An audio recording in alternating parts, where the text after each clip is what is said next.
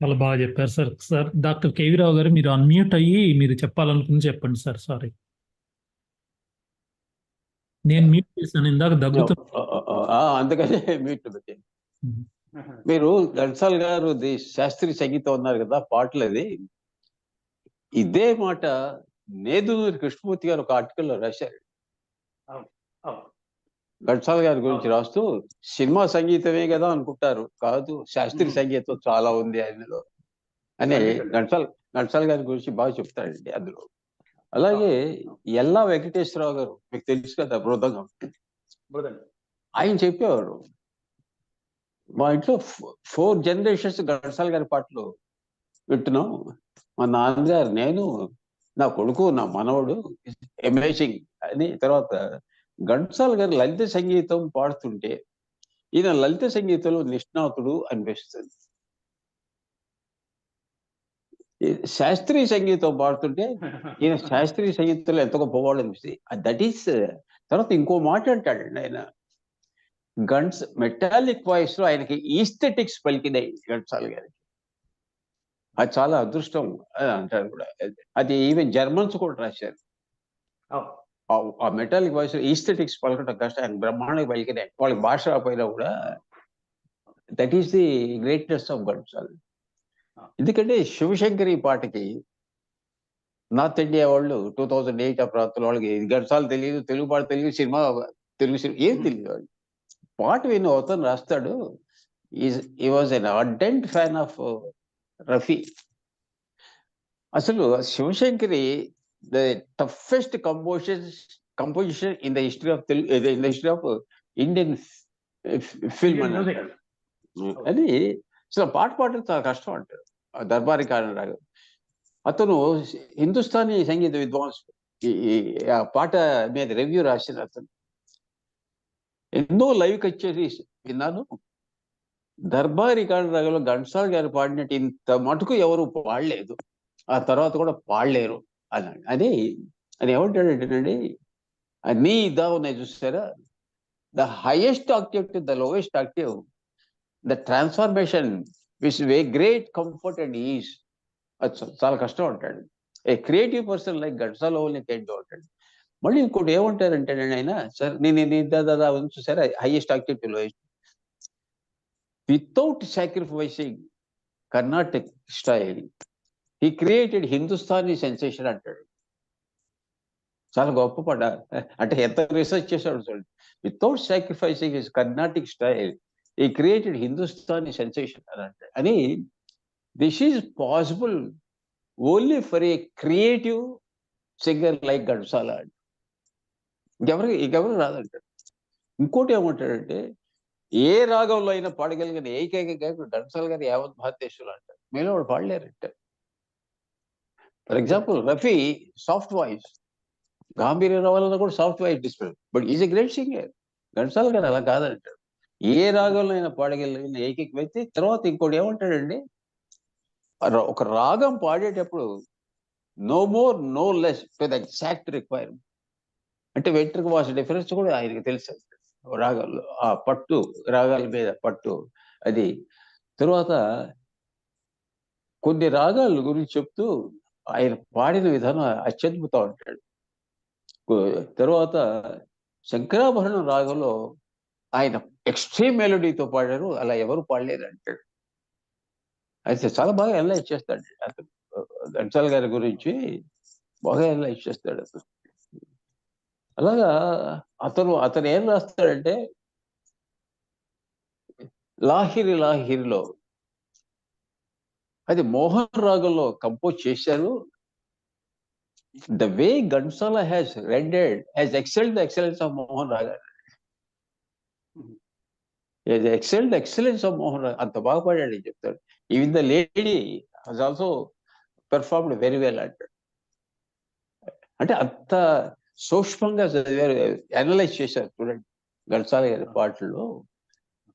తర్వాత మీకు హెచ్ఎస్ బ్రహ్మానంద తెలిసి ఉండాలి, ఆయన కూడా కన్నడమే అనుకుంటా. విన్నారా సార్ ఆయన పేరు? బౌద్ధూరు భాష. వాళ్ళ ఫాదర్ కూడా హరికథ బాగా అవుతారే.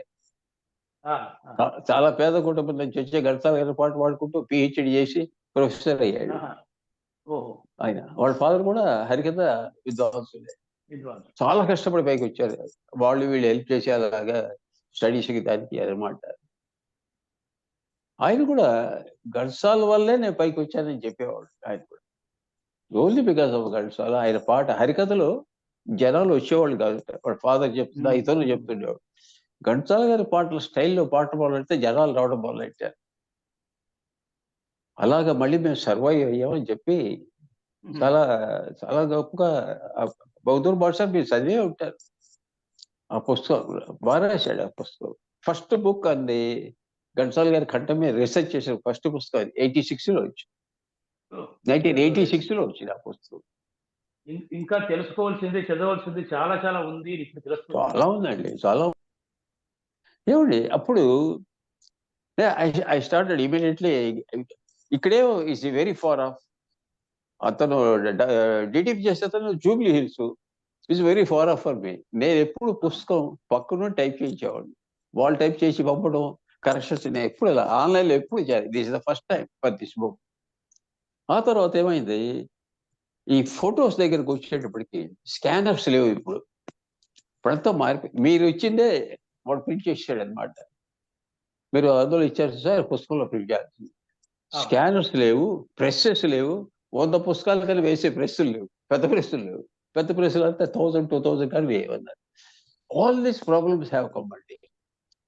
సో మొత్తానికి ఎలాగోలా వేస్తాను అనుకోండి. అప్పుడు ఈ నరసింగ్ నాకు మొదటి నుంచి అడుగుతున్నాడు, 1 year I want to do something for books and all.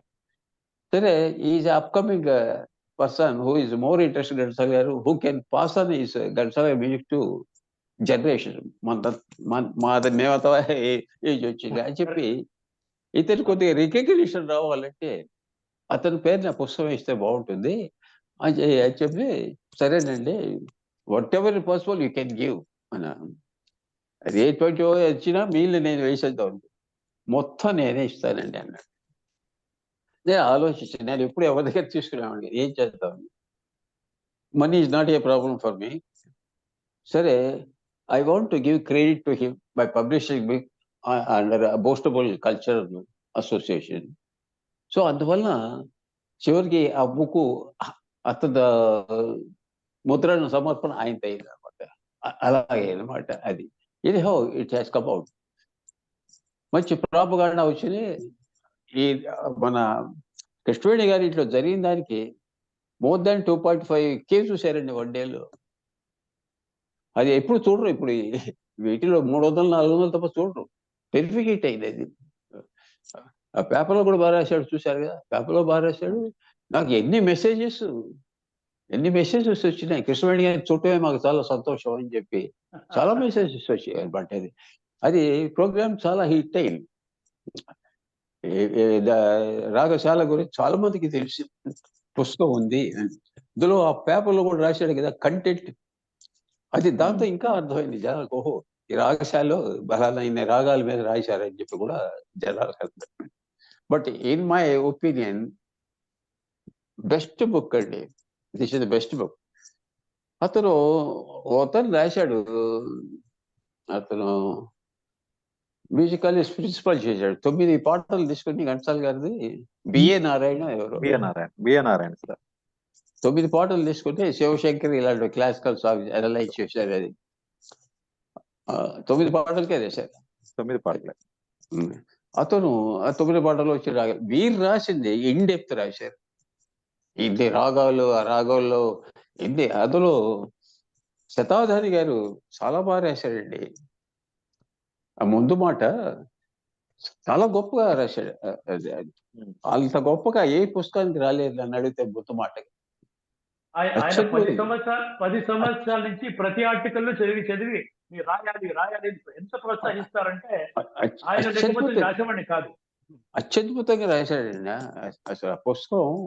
అసలు ఎంత కష్టపడి అందులో ఎంత డెప్త్ ఉన్నది మీరు రాసే దానిలో.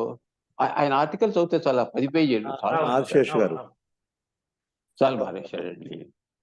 ఒక్క మాటలో చెప్పాలంటే సారీ సార్, రాగశాల వ్యాసాలలో ఉన్న స్వారస్యాలన్నీ బాగా తెలిసిన వ్యక్తి అంటే శతావధాని గణేష్ గారు. అందులో చెప్పండి. అవును. మీరు the language flow, Telugu language flow మేము కూడా రాయలేము. అసలు అది చదువుతుంటే you never feel like stopping it, you like to continue reading అనమాట. ఆ విధంగా మీరు రాసిన విధానం చూసారా, it encourages people to complete the book in a single stretch. That is the way you have return. Really I'm appreciating. అది ఎప్పుడైనా సరే కంటెంట్ చదవడానికి ఇంట్రెస్ట్గా ఉండాలి కదండి, ఉంటేనే పుస్తకాలు బాగా నచ్చుతాయి. So that is one thing I could notice different from other books అనమాట. చాలా లాంగ్వేజ్ కానీ, ఫ్లో ఆఫ్ లాంగ్వేజ్ కానీ, ద కంటిన్యూటీ చాలా బాగా వచ్చిందండి ఫర్ ఎవ్రీ రాగం. అందులో ఎన్ని అన్యస్వరాల గురించి, తర్వాత మేళగత్త రాగాలు, వాటి వచ్చే బ్రాంచెస్ గురించి ఎన్ని రాగాలు ఆయన చాలా బాగా రాశాడు. ఆయన శతాబ్దాన్ని చూడటానికి 25 రాగాలైనా లోతుగా చూస్తే ఎన్నో ఉన్నాయని చెప్పి రాశారు చూసారా ఆయన. చాలా అబ్సల్యూట్ ట్రూ ఆయన రాసిన మాట. So that has impressed me a lot. And this is one of the greatest books I can say. చాలా మంచి పుస్తకం. ఇంత డీటెయిల్డ్ గా ఎవరు రాయలేదు. తర్వాత ఇంకోటి అన్నారు చూసారా, శాస్త్రీయ సంగీతం. ఘంటసాల గారు దినకర శుభకర 14 నిమిషాలు కూడా పాడారు. పుష్పగిరి పీఠాధిపతి 14 minutes స్వరాలు వేస్తారు. తర్వాత ఈ మైలాపూర్లో చాతుర్మాసం జరుగుతున్నప్పుడు కంచి పీఠాధిపతి జనాలు రాకపోతే జయేంద్ర సరస్వతి గారు అన్నట్టు ఘంటసాల గారి భక్తి గీతాలు పెట్టండి జనం వస్తారు. ఆయన భక్తి గీతాలు పెడితే రోడ్డు కూడా క్లోజ్ అయిపోయినట్ట, అంతమంది జనం వస్తే ఆయన అందులో ఓ మాట చెప్తాడు. అది పుష్పగిరి పీఠాధిపతి గారు ఆయన అక్కడ ఆర్టికల్ రాసి ఇచ్చాడు. అంటే ఆయన చెప్తుంటే మేము రాస్తున్నాం. అందులో ఏం చెప్పారంటేనండి, శాస్త్రీయ సంగీతం జనాలు రారు అనుకుంటారు, చాలా తప్పు. అది జనాల్లో పోయే విధంగా పాడితే చాలా ఆదరణ లభిస్తుంది అని చెప్పి ఆయన త్యాగరాజ కీర్తన ఒకటి పాడాడండి. రారా మా ఇంటికైనా ఏదో నాకు గుర్తులేదు. జనాలు థ్రిల్ అయిపోయారటండి అక్కడ ఉన్న ఆడియన్స్. ఆయన చెప్పి ఆయన ఏ భావం తో పాడారో, ఆయన మనసులో ఉన్నది ఏంటో తెలుసుకొని పాడితేనే శాస్త్రీయ సంగీతం హిట్ అవుతుందని చెప్పాడు ఘంటసాల గారు. He demonstrated it. That was highlighted in the Hindu paper next day. That is what is Ghantasala. అదే శాస్త్రీయ సంగీతం ఇవన్నీ గుర్తుకొచ్చినాయి. ఎందుకంటే హేమంత్ రాఘవ్ ఎన్ని మంచి పాటలు చేశాడండి. రావే ప్రేమలత, సరస్వతి. హేమంత్ రాగాన్ని అన్వేషించడమే నాకు ఒక 2-3 months పట్టింది. అందరూ దాన్ని మాండ్ రాగం అన్నారు, ఎందరో మహానుభావులు. అది మాండ్ కాదు, హేమంత్ అనే ఒక నిర్ధారణ చేసేదానికి చాలా చాలా శ్రమ కలిగింది. ఒక్క గిరిజా కళ్యాణం చాలండి ఘంటసాలకు క్లాసికల్ మ్యూజిక్ ఎంత తెలుసో తెలియడానికి. ఒక గిరిజా కళ్యాణం చాలు. అత్యద్భుతమైన ఎన్ని రాగాలు ఒకటి. రావు గారు చెప్పండి. కానీ నాకు లక్ష్మలో ఆ పాట చాలా ఇష్టం అండి. అదే కదా మీరు ఫరజు రాగం అన్నారు కదా, అదేనా? అది ఫరజు రాగం, తిల్లానా. ఇది అది కాదు, ఫరజు రాగం చాలా బాగుందండి. అది చాలా చాలా అద్భుతమైన, నేను పాడించా కూడా ఆ పాట. అది వింటాను మరి, రాగం చెప్తాను. ఘంటసాల గారు ఆవిడ ఎవరు, బెజవాడ రాజరత్నం గారు పాడారు ఆ పాట. ఫరజు రాగం ఇది. అది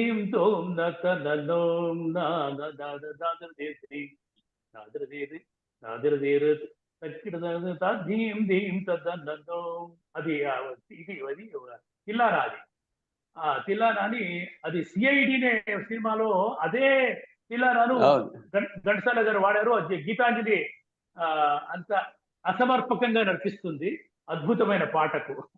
అవునవును తిల్లానా ఉంది, నాకు బాగా గుర్తు. తిల్లానా అది పరిధిరాగం. అది నాకు ఎందుకు నచ్చిందంటే మా గురువు గారు దాన్ని నాకు నేర్పారు స్వరబద్ధంగా. అంటే ఓకే. ఘంటసాల గారు కూడా ఒకప్పుడు వాళ్ళు గురువు గారు నేర్పుంటారు. అందుకని ఆయన భద్రగా పట్టుకున్నారు ఆయన. అది పరిస్థితిలా లక్ష్మమ్మ కథలో కూడా ఉంది, సిఐడిలో కూడా ఉంది. మీరు చెప్పిన పాట ఏ రాగమో విని మీకు చెప్తానండి రావు గారు. నాకు కృష్ణవేణి గారు ఇంకో మాట అన్నారండి ఇంతకుముందు. సినిమాల్లో గిటారు ఉపయోగించి ఫస్ట్ ఘంటసాల గారు అన్నారు కీలుగు. ఉండొచ్చు. అలాగే క్లారినెట్ కూడా అందులో బ్రహ్మాండంగా ఉంటుంది. అవునవును. క్లారినెట్ అవునవును. ఎంత కృపావతి పాటలు ఆ క్లారినెట్ బిట్స్ ఎలా వస్తాయండి, అలా పరిగెత్తుతూ ఉంటాయి ఇవి. అవును. ఆయనకు పాశ్చాత్య వాద్యాల పైన ఒక అవగాహన ఉండేది. ఉంది. ఉండాలని చెప్పాడు కదా ఆయన. ఉండాలని చెప్పాడు. పాశ్చాత్య వాద్యాలు పనికిరావి పనికి వస్తాయి, నేపథ్య సంగీతానికి బాగా ఉంటాయి అని ఆయన కోసం విజయవాడ మీకు తెలిసినట్టే ఒక కొత్త వాయిద్యాన్ని ఆయన పట్టుకొచ్చారు కదా యూరోప్ నుంచి. ఆ వాయిద్యాన్ని ఆయన పాతాళ భైరవిలో పూర్తిగా దాన్ని వాడారు ఆయన. క్లే వైలిన్ ఏమంటారు దాన్ని, దాని పేరేమో ఉంది నాకు గుర్తులేదు. Hammond organ. Correct, Hammond organ. అది అంటే స్వరాలు తెలిసిన హార్మోనియంలో స్వరాలు తెలిసిన చేతులకి హేమండ్ ఆర్గన్ అయితే ఏమి, రేమండ్ ఆర్గన్ అయితే ఏమి, ఏ వాద్యమైనా ఆయన పలికించేస్తాడు ఆయన కదా. సో అలాగే ఆ వాయిద్యాల ఉపయోగాన్ని తర్వాత రావు గారు జర్మన్ ఒక విద్వాంసుడు చెప్పాడు కదా, దాని గురించి ఒక్క మాట చెప్తాను, రావు గారికి మళ్ళీ ఇచ్చేస్తాము ఆయన మాట్లాడి. ఈ త్రిస్థాయి సంచారము, త్రిస్థాయి సంచారం అంటే సరిగ పద సాదా పగరి సా, అది ఒక మధ్యము. సాదా పగరి సదా పద, ఆ కింద మందరం పద సరిగ పద పైన మనకు కాదు. అలా మూడు స్థాయిల్లో సంచారం చేసినా కూడా మనకు స్ట్రెయిన్ అవుతుందే కానీ స్పష్టత పోతుందే కానీ ఘంటసాల గాత్రంలో ఆ మూడు స్థాయి అంటే 21 స్వరాస్. ఒక స్థాయికి 7 నోట్స్ అయితే ఆ 21 నోట్స్ ఆయన గొంతులో పాడడానికి వీలవుతుంది. ఎందుకంటే ఆయనకు భగవంతుడిచ్చిన గాత్ర సౌలభ్యము ఒకటైతే త్యాగరాజ స్వామి ఒక కీర్తన చేస్తాడండి. ఏంటంటే నాభి హృత్కంఠ రసన, నాభి హృత్కంఠ రసన నాసాదుల శోభిల్లు సప్తస్వర. ఆ శోభిల్లు సప్తస్వర అనే కీర్తనలో నాభి హృత్ కంఠ రసన నాసాదులలో సంగీతం ఎలా ఉండాలి అంటే పుట్టవలసింది నాభి తర్వాత హృదయంలో భావాన్ని నింపుకోవాలి. ఘంటసాల సంగీతానికి భావరస సంపూర్ణంగా ఉంటుంది. నాభి హృత్ కంఠ గొంతులో, రసన నాలుకలో, తర్వాత ముక్కు, ఇవన్నీ అక్కడ సప్తస్వరాలు పుట్టే స్థలాలు.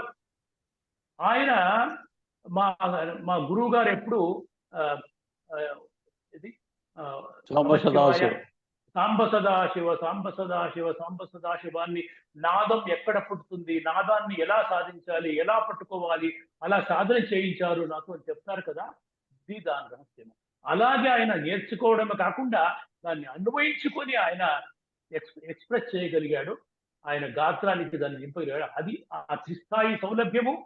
తరువాత ఉచ్చారణ స్పష్టత, డిక్షన్, అల్పస్వర అల్పాక్షర అల్ప ప్రాణ మహాప్రాణాలను స్పష్టంగా ఉచ్చరించుట, పదాలను విడగొట్టి ఎలా ఎక్కడ ఏది హెచ్చు స్థాయిలో ఎక్కడ తక్కువ స్థాయిలో చెప్పాలో ఒక నిర్ణయము, ఆ ఒక సాహిత్య పరిజ్ఞానము, భావ పరిజ్ఞానము, సంగీత పరిజ్ఞానము, తర్వాత త్రిస్థాయి సౌలభ్యము, ఇవన్నీ కలిసి ఆయన మహాగాయకుడు అయ్యాడు. దానికి తోడుగా గంధర్వాంశం ఉంటుంది. అంతే, గంధర్వాంశం ఉంటేనే ఇవన్నీ వస్తాయి. కానీ అంటే రావు గారిలాగా నేను ఎన్సైక్లోపీడియా ఎన్నెన్నో ఆయనకు బాగా తెలుసు. అపురూపం. ప్రతి మాట రావు గారు మాట్లాడినప్పుడు కూడా కొత్త విషయాలు వింటుంటాం మనం. అవన్నీ మనము రికార్డ్ చేసి పెట్టుకుంటే ముందర నెక్స్ట్ జనరేషన్ కు చాలా ఉపయోగపడతాయి. ఎందుకంటే ఘంటసాల సంగీతాన్ని అప్రిషియేట్ చేయడానికి కూడా ఒక టెక్నికల్ నాలెడ్జ్ కూడా కావాలి, బ్యాక్గ్రౌండ్ కూడా కావాలి. అవన్నీ మన రావు గారు లాంటి వాళ్ళు, చల్లా సుబ్బరాయుడు లాంటి వీళ్ళు మనకు అందిస్తారు. అలాగా ఆ మహాత్ముని ఎంత పొగిడినా తక్కువే. రావు గారు క్షమించాలి, మీరు ముందువరించండి. Continue please. మీరు అతి మంత్ర స్థాయిలో కూడా పాడారు ఆయన, అతి తారా స్థాయిలో కూడా పాడారు. అవును. ఇప్పుడు ఫ్లెక్సిబిలిటీ ఆఫ్ వాయిస్. ఓం శివాయ నమః, శివలింగాయ నమః, గలాయ నమః, ఓం హరాయ నమః. అట్లా పరమానంద శిష్యుడి కథలో ఆ నందివర్ధన మహారాజు శివ పూజ చేసేటప్పుడు ఆయన శివాష్టకంలో మంత్రాలు చదువుతారు ఘంటసాల గారు. అది పాట కాదు, పద్యము కాదు, అక్కడ ఉండేది వేదంలోని స్వరాలు. వేదంలో ఎన్ని స్వరాలు ఉంటాయి? 7 స్వరాలు లేవు వేదంలో. వేదంలో ఉండేది 3 స్వరాలు. అందుకోసం త్రైశ్వర్యం అంటారు దాన్ని, త్రైశ్వర్యం అంటారు.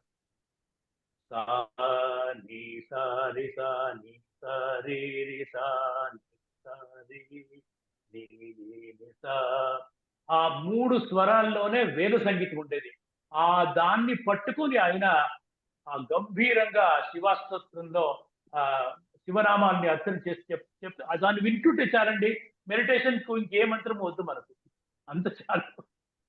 ఆయన దాని మంత్రంలో అతి మంత్ర స్థాయిలో, అతి మంత్రంలో పాడడానికి కష్టము, పాడే ఒక అక్షరాలు వినపడము చాలా కష్టం. జరగదు. అది ఘంటసాల పాడితే ఆ నాదము వినపడుతుంది, అక్షరాలు వినపడుతుంది. ఎందుకంటే ఆయన ఇప్పుడు 4:30, 5:30, 6 శృతి ఎవరు వెనక పాడేవాళ్ళు చాలా కష్టం పాడేది, మేల్ వాయిస్ సింక్రోనైజ్ చేసేది. అప్పుడు అతి మంత్ర స్థాయిలో కూడా అది నిజమే, చాలా కష్టమే. రావు గారు చెప్పినట్లు ఎన్నో పాటలు దానికి ఉదాహరణ మనం ఇవ్వచ్చు. అదే ఆ త్రిస్థాయి సౌలభ్యం ఆయనకు ఉన్నప్పుడు ఆ తార స్థాయిలోనే అక్కడే ఉండిపోతారు. కృష్ణా ముకుంద మురారిలో వనాలో వస్తుంది కదా, ఆ తరమ ఘట్టంలో ఆలాపన, పైన పంచమాన్ని తాకి అక్కడ పైన వెళ్ళిపోతారు ఆయన. అంటే అప్పుడు మన స్నేహితులు అనేవారు, నిజంగా పాండురంగుడు అనే ఒక దేవుడు ఉంటే అటు వచ్చి నిలబడాలి, అది విన్న తర్వాత వచ్చి తీరాలి వాడు కృష్ణుడు. వాడు ఎక్కడో పిలుస్తున్నాడు ఆయన అని వచ్చి తీరాలి. అది భావం. ఇది అసాధారణమైన భావశక్తి అండి. రావు గారికి తెలిసినట్టు ఆయన జీవితంలో ఎన్నెన్నో కష్టాలు, అవాంతరాలు, అవమానాలు అన్ని గట్టెక్కించి అన్ని తట్టుకొని పైన వచ్చి తన ప్రతిభను చూపే ఒక సామర్థ్యము ఎలా ఆ మహానుభావుడు దక్కించుకున్నాడో, అప్పుడు తన అనుభవాలంతా ఏ నటులకు ఏ చిత్ర సన్నివేశంలో ఏ భావాలు కావాలో ఆ భావాన్ని పాడేస్తాడు. అంటే ఒక మాట కూడా ఉంది కదా, ఘంటసాల పాడిన తర్వాత నటులకు 50% యాక్టింగ్ అయిపోయింది. అవును, అంతే. ఇంక 50% యాక్టింగ్ చేయాలి. ఆయన యాక్టింగ్ దీంట్లోనే అయిపోతుంది. పాండురంగ మహాత్మ్యం సన్నివేశంలో ఇది ఆయన ఎన్టీ రామారావు గారు దీన్ని విని దీనికి ఎలా నటించాలి అని యోచించేసేవారట కృష్ణామకురామరాజు అది పాడిన తర్వాత. దీనికి యాక్ట్ చేయడం ఎలా? అట్లా నటులకు సైతము ఈయన పైన ఉండే ఒక అథారిటీ ఉందన్నమాట. ఇప్పుడు ఎక్కడ మన బ్యాక్గ్రౌండ్ సింగర్స్ ఎక్కడ అంతా బ్యాక్ వెళ్ళిపోయారు, అంతా సింగర్సే లేవు. సింగర్స్ ఉన్నా కూడా వారి సింగింగ్ మనకు వినిపించదు, ఏదో వాయిద్యాల సౌండ్ డిస్టర్బెన్స్ తప్ప క్యాకోఫోనీ అంటారు, ఆ క్యాకోఫోనీ వినిపడుతుంది కానీ మనకు సాహిత్యం వినపడదు అని. అందుకని నెక్స్ట్ జనరేషన్ వాళ్ళు ఘంటసాలలో ఇలాగే వింటారు కదా, పాట వింటారు, భద్రంగా ఉంటారు. ఘంటసాల ఎక్కువ శతమానమైన కూడా శతాబ్ది గాయకుడు కూడా, నెక్స్ట్ శతాబ్ది గాయకుడు ఆయనే, దేవుడు లేదు. Thank you. Please like, share and subscribe.